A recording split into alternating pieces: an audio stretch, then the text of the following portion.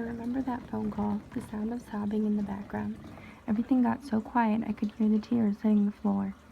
The words wrapped around my neck as I collapsed. My heart stopped, my eyes watered, and I started to shake. My grandma was slipping away. Would I ever be able to say goodbye? I had so much to say. Actually, too much to say. Crying her name, I told her I was sorry. I told her to say hi to Grandpa for me. She's so far away, but I know she can hear me. December 20th, 2013 started out like any other day. I woke up, got dressed, and went to school. It was a Friday, and many plans were being made. Most of those included me, so I called my mom and asked her if I could go to the mall with some friends.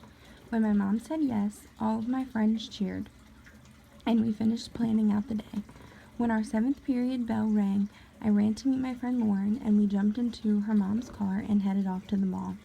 We spent most of our night there laughing, drinking coffee, and having a good time. Such a good time, in fact, we called my mom again to see if I could stay the night at Lauren's. My mom answered the phone very quietly. "Hi, baby, how are you?" I answered quickly, very chipper-like, not realizing the despair in my mom's voice. "Everything is so great. Can I stay the night at Lauren's tonight, pretty please?" My mom answered very quietly again. "No, I think you need to come home. There are some things we need to talk about." At this time, her and my dad were not in a good place, so I thought she wanted to tell me they were getting a divorce. But when I got home, I was really wrong. As I walked into my house after my near-perfect day, everything seemed different. The air felt colder and somehow thicker.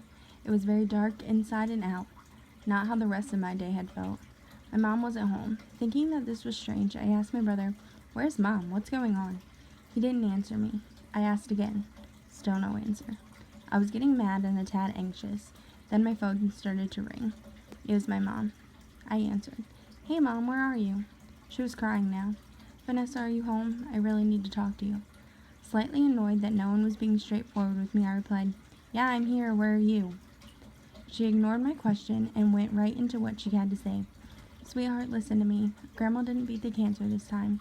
She was tired of being alone. She needed to be with Grandpa this Christmas. I cut her off by dropping my phone and falling to my knees. In that moment, I felt like a criminal because I felt so guilty. There my grandma was, laying in the hospital, taking her last breaths, and there I was in the mall laughing so hard that I couldn't breathe. I gathered my stuff and stopped crying. This isn't real, I thought to myself. I'm going to see her right now. I started to walk towards the door. My dad came stumbling down the stairs. I shouted at him, "Take me to see her right now. Take me to the hospital." I began to cry again. Then I started pleading.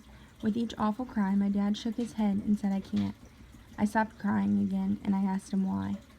He tried to talk to me, but I quickly realized he couldn't do anything because he was drunk. I began to scream at him again. "You idiot! You goddamn idiot! My grandma is lying in some cold hospital room dead, and I can't go say goodbye because you're trashed." I started to hit my dad until he pulled me close. This is where we stood until I cried so hard I puked at his feet. My mom came home while I was cleaning it up. 3 days. 3 days is how many days I sat in my room staring blankly at the walls, not getting up to eat, not getting up for anything except to go to the bathroom. Then came December 23rd. On this day, at 5 o'clock in the evening, one of the hardest times of my life began. I walked into Silva Hostetler to say goodbye to my grams. Family came in from all over the country to do the same. I hadn't seen most of these people in years, if at all. Family member by family member, they came to hug my mother and I. The room was filled with so many different emotions. I was angry and sad. Some were happy that she didn't hurt anymore, but we all did the same thing. We cried. Before the service had a chance to start, everyone was able to walk around and look at the pictures that were set up. There were so many pictures, in frames, on poster boards, laid out on tables. Every one of the pictures came with a story, a memory. Every story we could think of was told, just to prolong the inevitable. No one wanted to hear what the priest had to say. He didn't know her. It wasn't his place to talk about her. But eventually the time came. It was the priest's turn to talk. So we all went to our seats and fell silent. He talked about Lenora Holman for exactly 47 minutes and 38 seconds. Who was Lenora Holman? She was the mother of 6, Tim, Tom, Terry, Tammy, Tony, and Todd. She was the grandmother of 17 and great-grandmother of 36. She was the wife of Sam Holman for over 30 years. He listed all those things, all wonderful things, but he never talked about Nomi. He never talked about my grandma. He never talked about how patient she was with me when I didn't understand how to sew, even after she showed me about 20 times. He didn't talk about how Dirty Dancing was her favorite movie, and that on the weekends I stayed with her, we would watch it until 4 o'clock in the morning, and then we'd wake up and eat peanut butter toast. During these times, I would ask so many questions, but she was always so patient and had something insightful to tell me. One day I asked what our family was like before me, and she responded very bluntly, "We're mutts." I laughed at her. "Grandma, what?" She said it again. "We're mutts. We come from all over the place. We're Cherokee Indian, Irish, Italian." The list went on, but I could never remember them all. The priest didn't even once mention that she loved all of us so much that she could tell you not only all her grandkids and great-grandkids' names, but their birthdays. He never even told anyone how amazing the food that she cooked was, or that she had given everyone's favorite recipe to me. She told me one day, "I'm going to give you something, but you can't tell anyone, understood?" Excited to know the secret, I said, "Understood." Then she began, 1 big onion, or 2 small, a can of mushroom stems and pieces, 2 cans of Giorgio steak sauce, a cup and a half of brown rice, half a cup of butter, and as much diced ham as you like. Then you bake it for 35 minutes. This was her famous rice pilaf recipe that everyone lived for. The priest never talked about these moments. He never talked about my Grandma Noni, but that wasn't really his fault. He didn't know her like I did. Once he had finished, my mom started the picture film we had made to capture who my grandma really was. George Jones played as the pictures flipped on the screen.